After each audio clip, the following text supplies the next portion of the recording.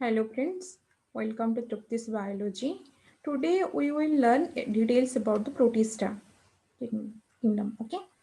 सो protista kingdom के बारे में डिटेल्स जानने के लिए हमें जो पहले जो 5 किंगडम क्लासिफिकेशन पढ़े थे उसके बाद उसको थोड़ा रिव्यू कर लेते हैं। 5 किंगडम क्लासिफिकेशन में जो 5 किंगडम था वो था आपका Monera, Protista, fungi, Plantae, Animalia. तो मोनेरा के बारे में हम डिटेल्स पढ़ चुके हैं। आज जो हम पढ़ेंगे वो प्रोटिस्टा के बारे में पढ़ेंगे, ठीक है। तो यहाँ पे एक चीज़ आप याद रखिए, अगर आपको याद नहीं है तो मैं फिर से याद दिला देती हूँ कि ये जो चीज़ है जो 5 पूरा किंगडम हो गया, उसको आप याद रखने के लिए मैंने तो सटीक बता दी थी कि मम्मा पापा फ्रेंड्स एंड आवर पेरेंट्स। तो इसमें जो है कि मोनेरा और प्रोटिस्टा वो यूनिसेलुलर है। इसको याद रखने के लिए मैं आपको एक चीज बोली थी कि मम्मा पापा जो सबके हैं वो यूनिक होते हैं। उसी हिसाब से हमारा मोनेरा और पी पर प्रोटिस्टा ये यूनिक मतलब यूनिसेलुलर। तो इसके आगे जो हम पढ़ेंगे कि प्रोटिस्टा की कैरेक्टरिस्टिक्स क्या क्या है, तो इसमें आपको याद रखने के लिए कोई भी किंगडम के बारे में आपको पूछा जाए तो इसी हिसाब से ये जो किंगडम का पहला पॉइंट है कि वो यूनिसेलुलर है और मल्टी सेलुलर है या फिर प्रोकैरियोटिक है या यूकैरियोटिक है, इसको याद रखने के लिए ये आसान हो गया। तो आज जो हम प्रोटिस्टा के बारे में पढ़ेंगे उसमें उसकी कैरेक्टरिस्टिक्स के बारे में पढ़ेंगे।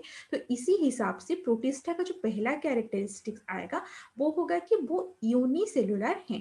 जो दूसरा पॉइंट है कि वो यूकैरियोटिक है। इसको याद रखने के लिए मैं आपको और एक सटीक बताई थी कि जो एमपी और एमएल, इस हिसाब से एमपी होते हैं ना, M for Monera, P for prokaryotes. तो ये जो 5 किंगडम हम पढ़ लिए, Monera, Protista, fungi, Plantae, Animalia, इसमें से केवल मोनेरा ही एक ऐसे किंगडम है जो कि प्रोकैरियोट्स है। तो इस ग्रुप में जितने भी ऑर्गेनिज्म आते हैं वो सारे के सारे प्रोकैरियोटिक हैं। जो आज हम पढ़ेंगे प्रोटिस्टा के बारे में, तो प्रोटिस्टा का जो पहला कैरेक्टरिस्टिक्स हो गया वो हो गया कि वो यूनिसेलुलर है और यूकैरियोटिक है।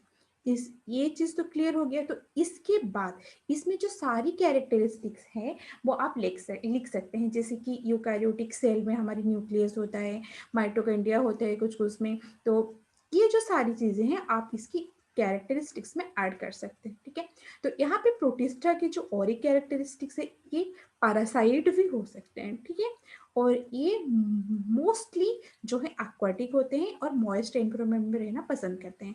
तो इनका जो कैरेक्टरिस्टिक्स तो ये हो गया, इसके में बाद हम और भी बहुत सारी चीज़ें इनके बारे में पढ़ेंगे।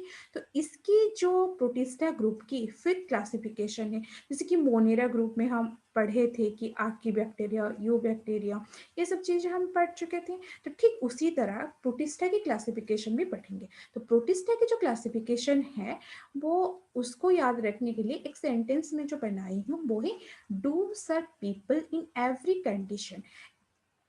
एवरी कंडीशन में हमें जो मानव सेवा ही परम धर्म बोलते हैं, उसी हिसाब से आप इस प्रोटिस्टा की क्लासिफिकेशन को याद रख सकते हैं। Just remembering the one sentence that is do some people in every condition. Your D denotes for dinoflagellates, S for slime moulds, P for protozoan, E for euglenoids, C for क्रिसोफाइट्स।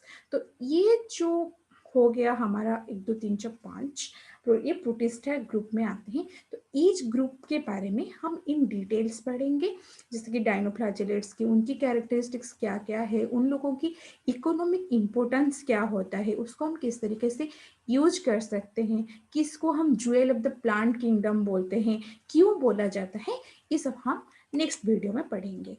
So thanks for watching this video. Do like, share and subscribe. Please follow me on YouTube at Triptis Biology. Thank you so much. Have a good day.